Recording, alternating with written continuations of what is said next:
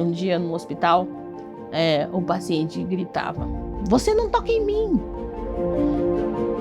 Você só serve para limpar o chão", ele dizia. Vocês sabiam que essa boa aparência nesse anúncio era um código que se tinha principalmente para os gestores, para poder dizer que não poderia ser mulheres negras? Outro dia eu falei com o moço: quando vocês trazem dados e estatísticas de livros que vocês recortaram, é bonito, vai viver a estatística. E quando você é a estatística? Quando nós temos mulheres pretas, fortes, que sabem quem elas são, que não se diminuem com a fala dessas pessoas, é uma forma de enfrentamento também. Eu costumo dizer assim, ninguém quer nada, nós não queremos nada de graça, é só apenas o respeito e oportunidades, mas oportunidades igualitárias. Porque por muito tempo eu tinha dúvidas sobre mim mesma, sobre o meu poder enquanto mulher negra.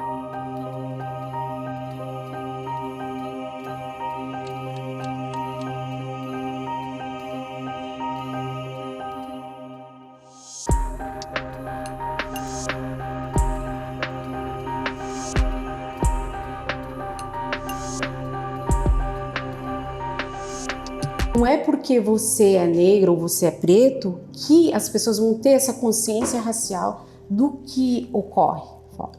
Então você acaba sofrendo discriminação, você acaba ouvindo coisas dentro do próprio seio familiar.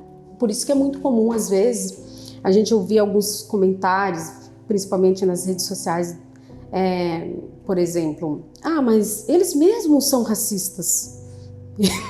Eles que discriminam eles próprios, né? Veja bem, um homem preto nem casa com uma mulher preta. Não querem, mas porque não tem essa base, essa estrutura, porque nós não nos contam uma história como deveria se contar. Não, contam apenas de um ponto de vista, que é eurocêntrico, do ponto de vista do vencedor, e sempre com aquele olhar do sofrimento, e não como protagonistas e vencedores das suas histórias. Sem referência. Nós fomos criados sem referências nenhuma das nossas origens, porque quando chegarmos no nível de dizer, olha, não é a primeira professora do ITA negra, não é a primeira, quando pararem, olha, a primeira promotora do quilombola que passou. Sabe, quando chegar num nivelamento que deixar de ser primeiro e passar a ser comum, aí sim, nós vamos estar falando um pouquinho, inclusive mais, da questão equânime, né, do princípio da liberdade, do princípio da igualdade que a gente tanto estuda na Academia de Direito.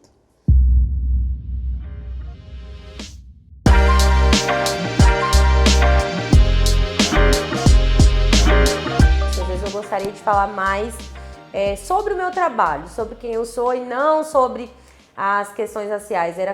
Às vezes eu sinto assim como se só as pessoas negras tivessem essa obrigação de falar sobre as questões raciais. Então, uma coisa até que eu falei quando eu fui convidada para ir em um programa aqui na cidade, que eles nos chamaram para a gente ir no novembro, né?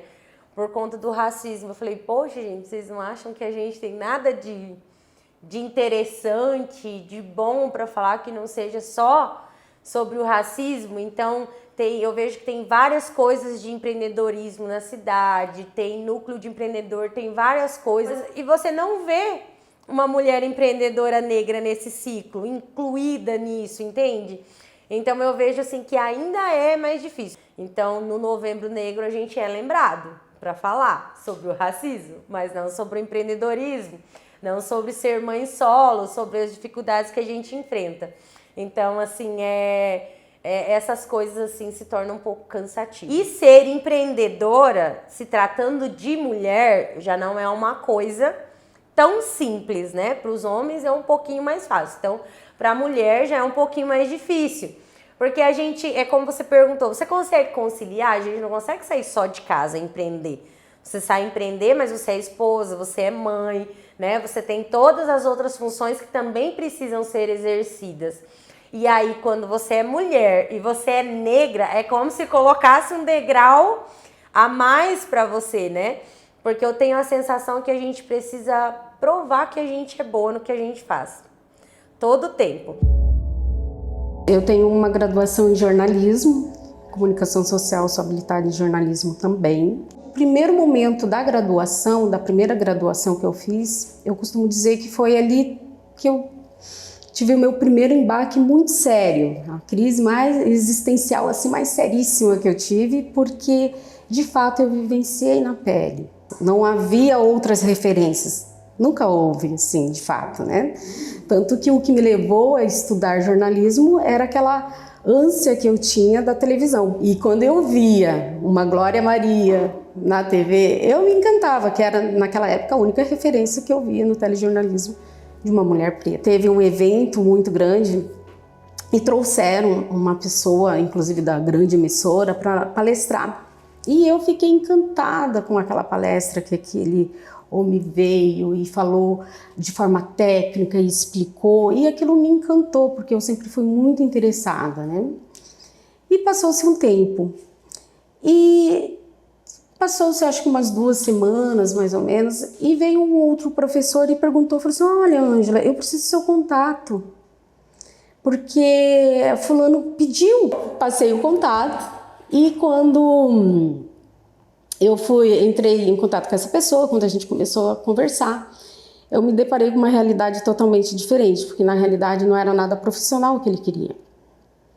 O que ele queria era outras coisas. Ele tinha uma visão assim, que ele queria como mulher. Ali eu tive um embate tão grande, tão sério, que eu falei assim, nossa, por que é assim? Por que enxergam o corpo? Por que eles colocam a mulher preta e enxergam o corpo? Alguns papéis que te jogam lá. E essa foi uma das primeiras experiências que eu tive a respeito do sexismo, de entender que estrutura é essa que nos oprime e que nos colocam nestes lugares. Mas por que eu não poderia estar ali pela minha capacidade técnica, pelo meu conhecimento, e eu teria que utilizar-se do meu corpo para... Eu falei, não, isso está errado, isso não é certo, isso eu não quero para mim. Eu tive uma infância difícil também em função que eu desenvolvi uma patologia muito séria, então eu passei a fazer um tratamento em Curitiba. Era uma espécie de distrofia muscular, que vai atrofiando a musculatura do corpo. E o período colegial, que eu também tive que frequentar paralelamente ao tratamento, né? Foi muito complicado, tanto na questão da cor, como na questão da deficiência. Outros adjetivos, né? Que era neguinha, nega preta, feia. Então você já cresce com esses estigmas. E eu vejo muito, mas muito comentários misóginos, racistas, e sempre com aquele fundo e aquele viés da minha liberdade de expressão. Gente, realmente a nossa Constituição, ela garante a liberdade de expressão e ela veta o anonimato. Por quê? Porque você é responsável por tudo aquilo que você fala. Você também é responsável. Então, se a minha livre expressão, se o meu livre pensamento e a minha livre expressão ocasionar crime, eu vou responder por isso. E eu tenho que ter essa consciência de que eu não sou tão livre assim para discriminar e materializar aquele meu preconceito que vai atingir o outro. Eu posso não gostar da sua religião, eu posso não gostar da sua cor. Mas a partir do momento que eu materializo isso, que eu idealizo e concretizo, eu estou cometendo um crime. Por isso que tem que ser denunciado, por isso que tem que ser punido. E nós não podemos nos calar. A gente precisa denunciar. Então, se fosse para eu falar, tem inúmeras situações, né? Até casos que me chegam, porque eu não sou da área criminal, mas quando me chega a demanda que envolve questões raciais, é algo que mexe no meu interno. Então, eu não recuso, eu atendo. Porque é algo pessoal meu. É algo que a gente precisa extirpar da nossa sociedade, se de fato queremos ser civilizados e queremos evoluir. Que esse é o objetivo de todos, né? Então nós precisamos extirpar isso.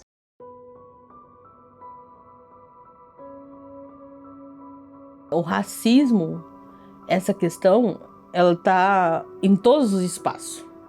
Um dia no hospital, o paciente gritava: "Você não toca em mim! Você só serve para limpar o chão", ele dizia. Eu pensei, quem é o vulnerável aqui? Né?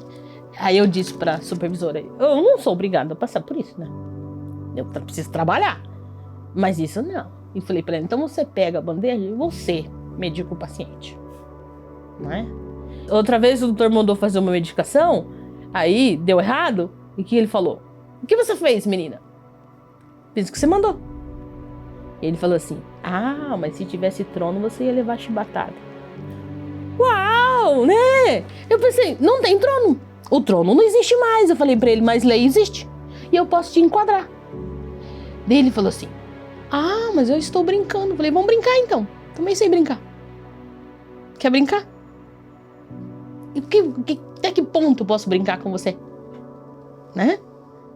E pessoas envolvidas na escrita que também te desaforam. E aí você pensa, onde está a beleza das palavras? E aí um dia de sol quente, as pessoas te convidam para te falar que você está proibido de escrever, que sua escrita não é boa o suficiente. Não é boa o suficiente comparada a quem? Essas pessoas não podem ter o poder sobre a gente. Além das feridas, restaram marcas e cicatrizes. Um livro que nasceu depois desse processo. De dor mesmo, né? Porque não foi fácil. Eu falei pro meu marido: você é um homem branco, nunca vai entender o que é uma pessoa branca chegar pra uma mulher negra e dizer que ela tá proibida de fazer qualquer coisa. Você não vai entender. Por mais que você tenha uma pessoa negra na família, por mais que você conviva comigo, você não tem como explicar isso. Falei: por mais que eu tente dizer pra você como eu me senti, você não vai conseguir digerir tudo isso. Eu falei: mas eu posso escrever para as pessoas. Eu posso dizer para elas que a gente tem marca, assim, mas a gente tem história.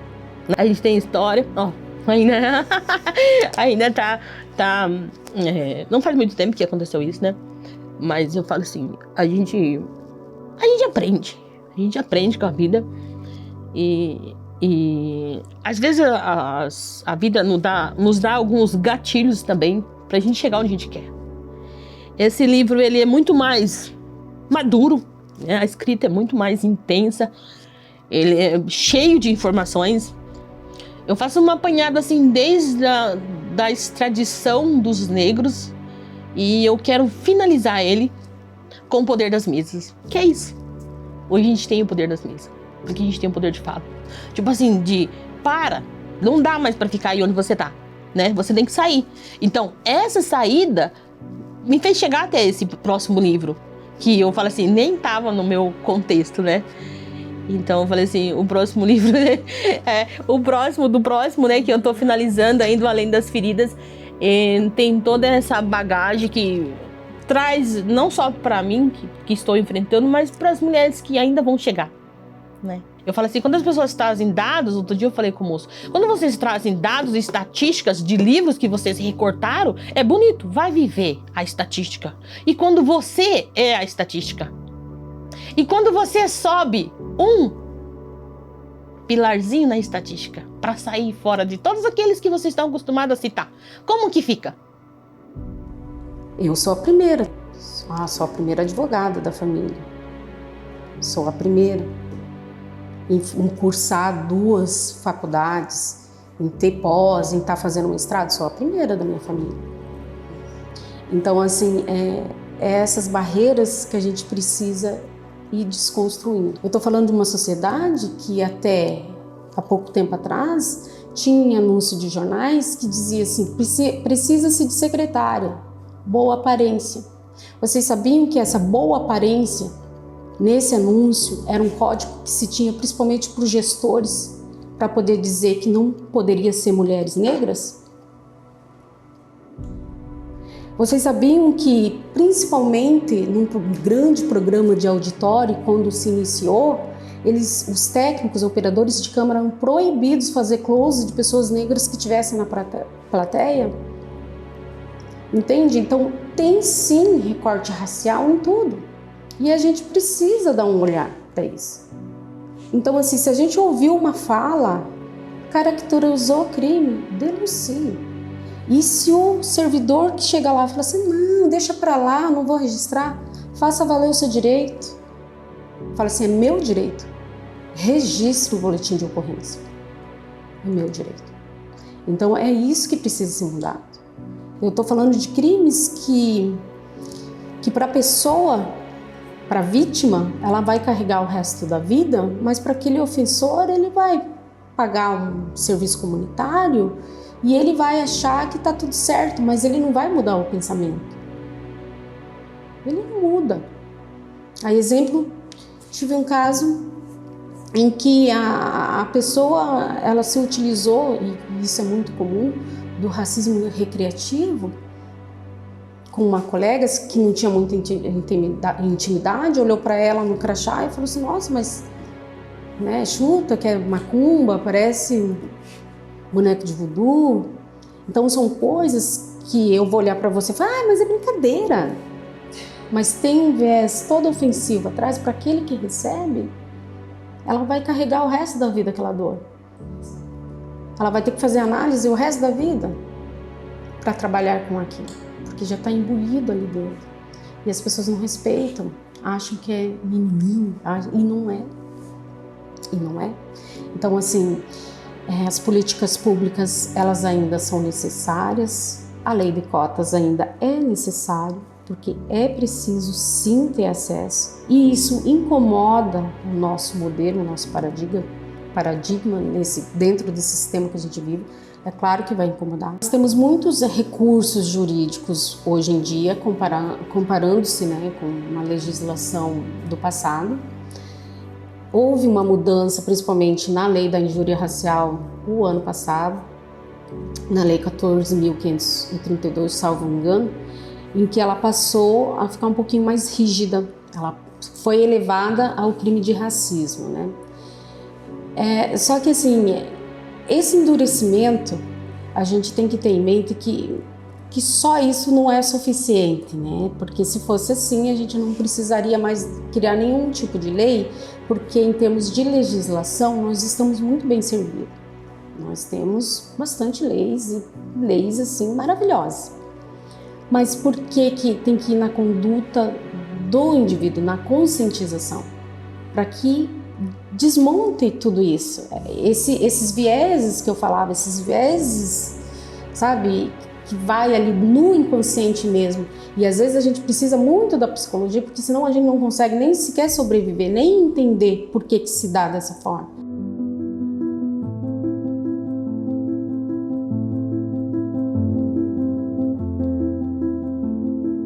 Terapia, ela nos ajuda a trabalhar nossa autoestima, entender quem nós somos, então, e entender que muitas falas das pessoas é só sobre elas, não tem nada a ver com você, então passa a atingir muito menos certos comentários, né? Porque você sabe quem você é, o que é verdadeiro em você.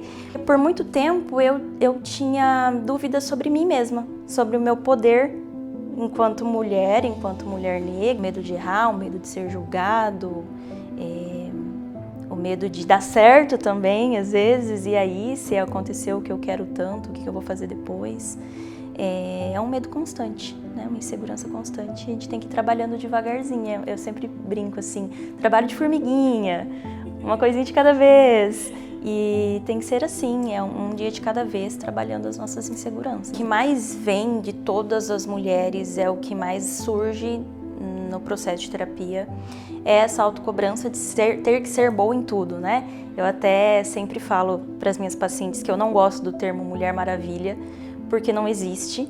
A mulher vai sofrer, vai ficar com raiva, vai ficar estressada, vai chorar, vai ter seus dias de desespero e tá tudo certo, tá tudo bem, né? Quando se diz, é uma mulher forte, acho que todas somos, cada uma do seu jeito, e aí a gente precisa reforçar isso o tempo todo, né?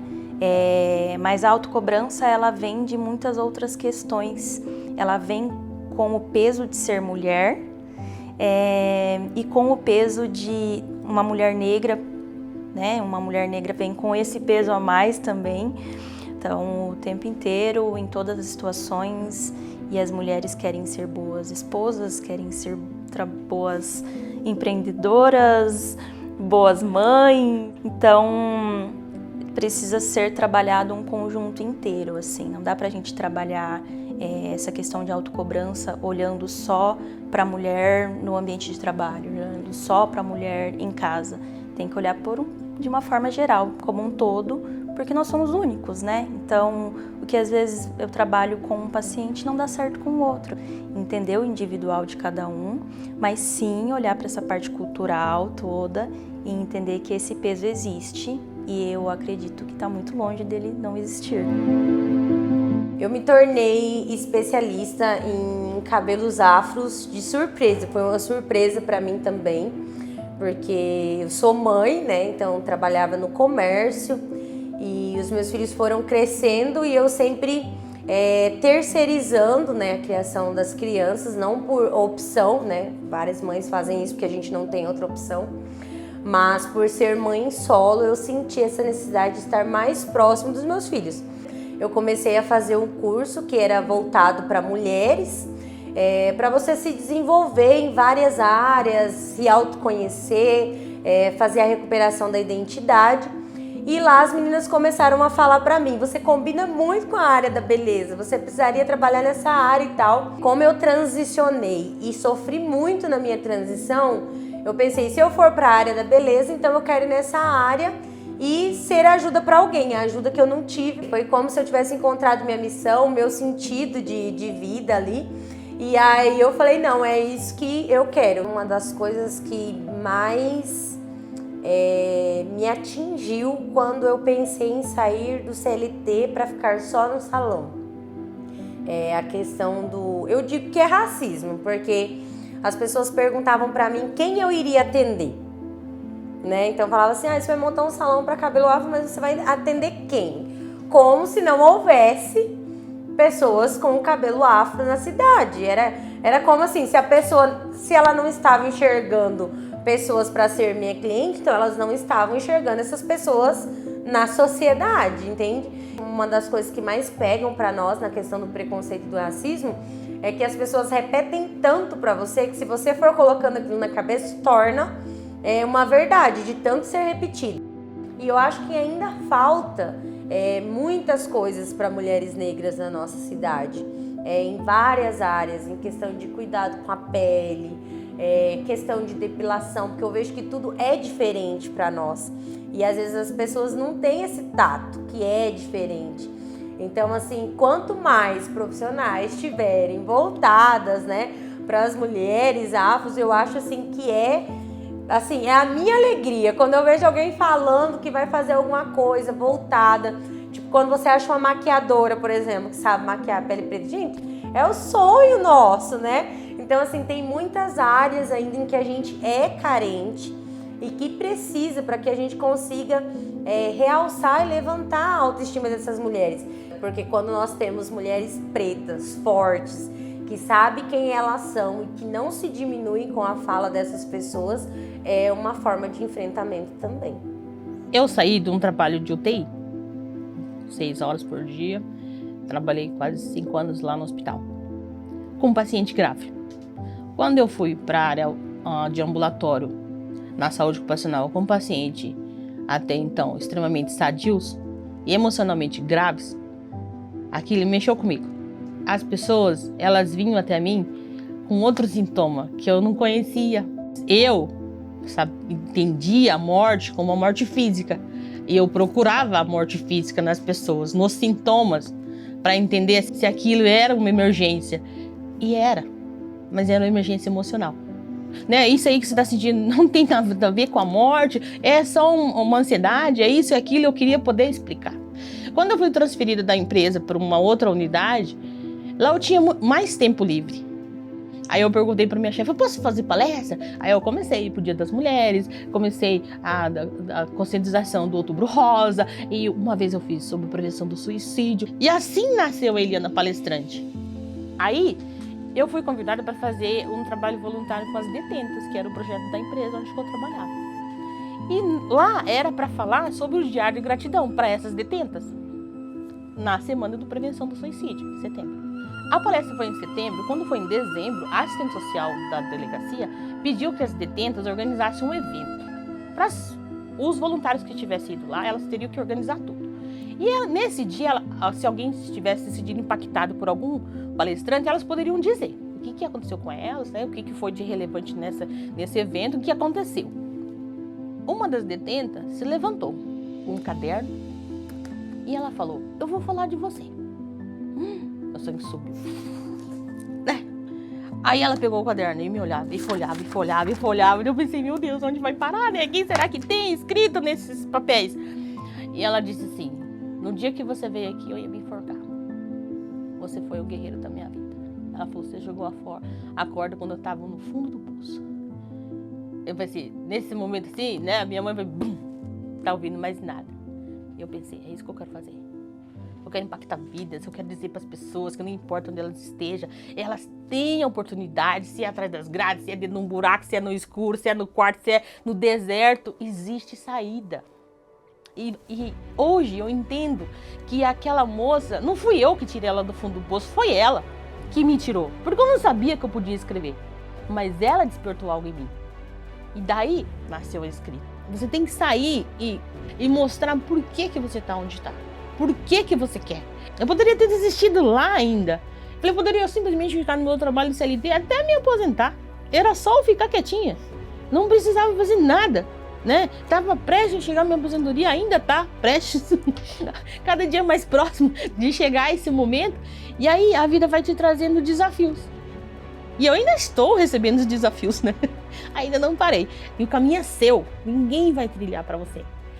A carga é sua, a vontade é sua, a ousadia é sua. E seja ousado o suficiente para dizer para as pessoas: eu quero estar lá.